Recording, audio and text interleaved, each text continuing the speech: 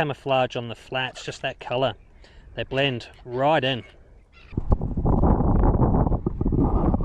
Well, I'm not getting that boat out today. It's one of those really windy afternoons, which is generally pretty good for whiting. So we're going to go hit these flats out here. The tide's on its way in. It's a really long, slow tide, so they should hang around for a little while and not just shoot through like they do if it's a really big tide, fast tide. We're going to work these flats out here for some yellowfin whiting using topwater lures. Now, being windy, a little bit choppy conditions, I'm going to opt for more noisy topwater lures, so your dart wings, your splash prawns, as opposed to the stick baits that I'd use if it was calmer conditions. I find when it's flat, super calm and glassy, you'll generally only get them on the stick baits, worked really slowly, but if it's windy and choppy like this, make as much splash and skittering as you can, and that's when you get the bite. I'm going to take you through a few of the different retrieves I use to entice the bite out here, but first things first, we're going to find the fish. Okay, it's looking good. Got a lot of stingray sign down here. You know it's a soft bottom. There's probably a lot of prawns when the water comes up in here. You know, there's a good dig over here. Probably a few flathead lies around as well, so I'll keep an eye open for those. This is the type of ground that I'm generally looking for. You know, it's got lots of little areas for worms.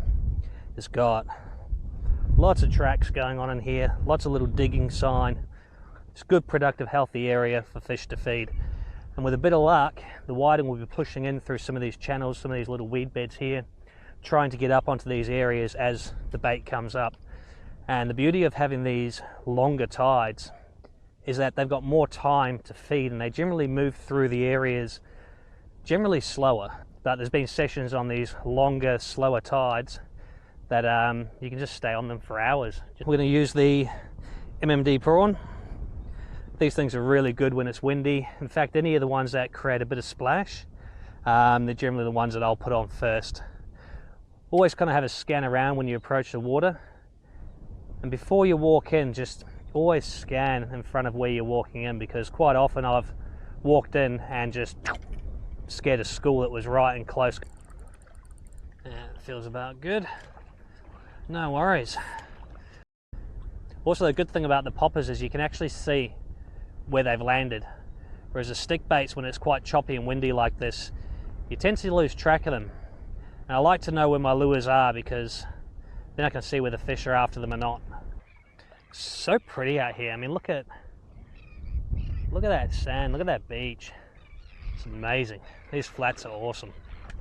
So to start with, I'm just going to focus on these slightly deeper areas adjacent to the weed. Being that everywhere is pretty uniform, they tend to use just a little bit of depth as like a highway to sort of funnel through and then fan out onto the flats. You can kind of see the water here is a little bit darker through this area, which is an area that they'll come through off these shallower points. You can see it kind of goes on the outside of there, so they'll come through here like an S, and then through this area, and then onto the flats. And that's why these sort of areas, targeting funnels, is where you're going to find the fish. I tend to focus on those sort of areas first. Oh yeah, there's fish on it.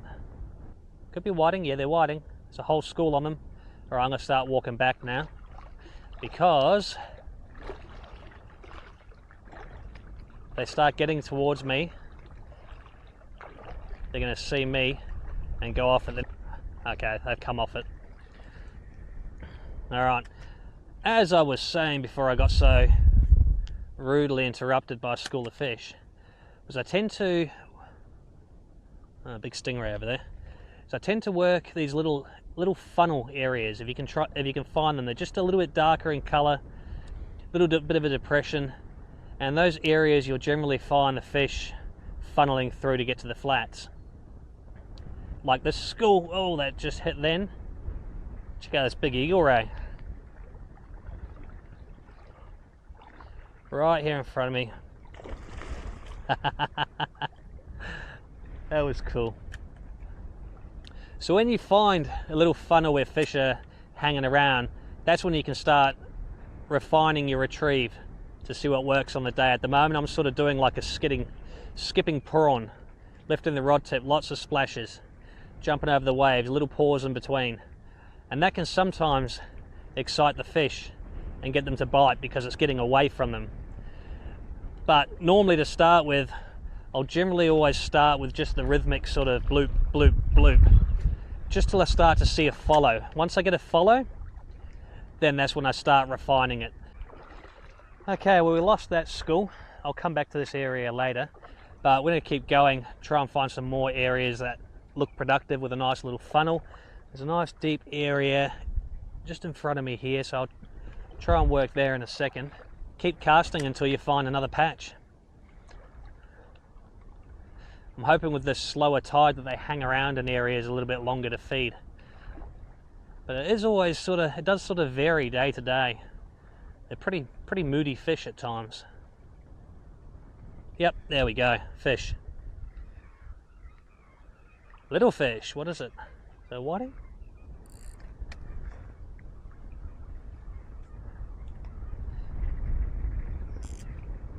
Let's back that drag off a little bit. A little bit more.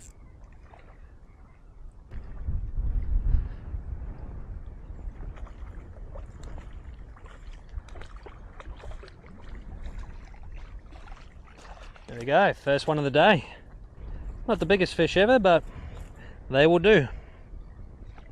There you go, and you can see why they're so camouflaged on the flats, just that colour. They blend right in. They're a great little sports fish. Yeah, he'd go mid 30s, I reckon, give or take. They are so slimy. There we go. First one of the season.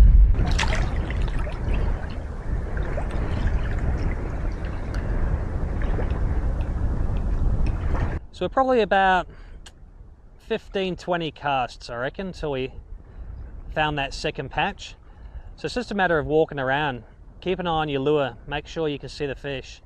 You know, if you do a retrieve and you don't even get a follow, take 10 steps over, cast another area, and just keep prospecting a large amount of water until you actually see a follow. And then when you get a follow, then start concentrating around that area to try to find where the school's going.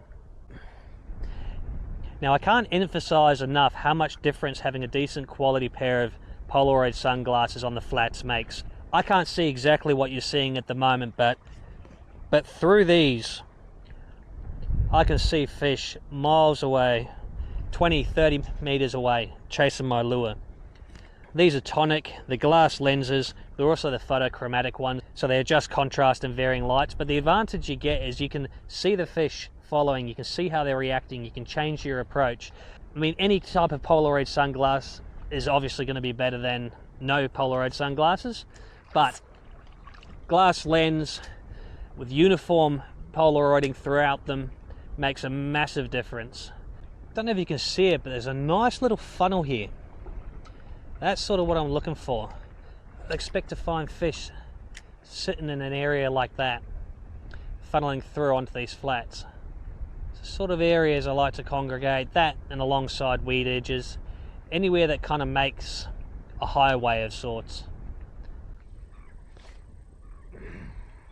Some fish on that.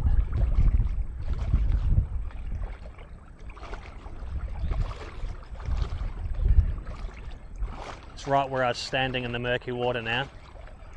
Alright, let's go back out. Didn't get the hit on those. Won't have got too far away. Followed it right to my feet. Just going to try the sugar pen on them. This is the 95, so it's quite a big lure. I normally find on the windy days, stick baits are a little bit harder for me to see, and also them too. Okay, yeah, there's a bunch of fish following that. You probably can't see them, but they're all down low. They're about 3 or 4 meters in front of me now. Give a little dart wing a twirl. These can be quite good at times as well. They're kind of halfway in between a stick bait and a popper, so best of both worlds. Let's see how it goes. Very hard to see, so I'm just going to do a faster retrieve. Just have it skipping across the surface like all those fleeing bait fish. And I can barely see that dart wing in the water. The bloop is so minuscule.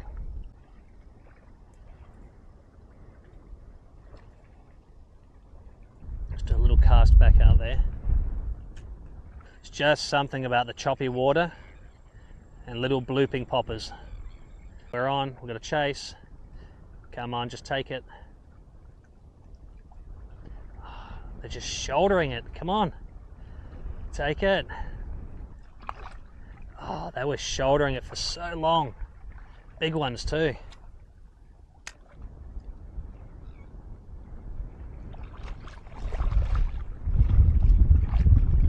I can't see the lure anymore, where is it?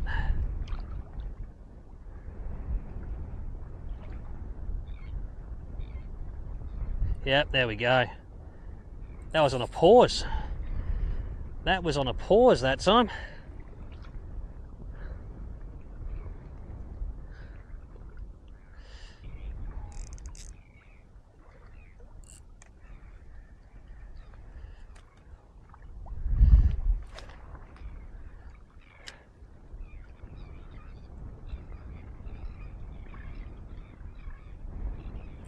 Yep. Oh, they're just such an exciting little fish to catch. Ah. God damn it. Stay hooked.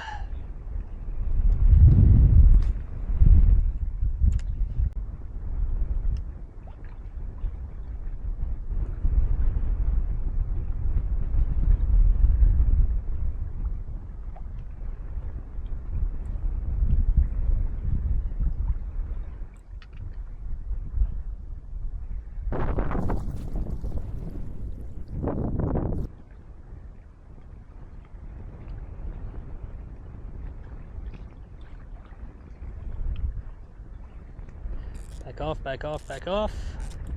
There we go, light drag.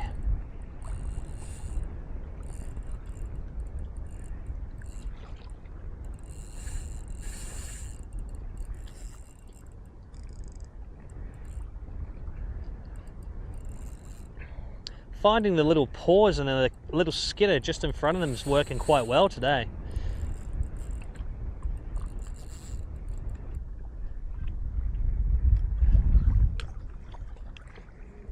Oh, he's only a little one. Only a little one.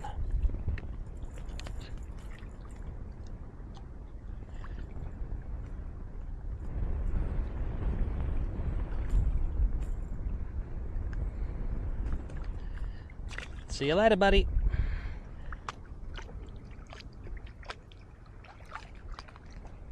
All right, see if we can catch a couple more.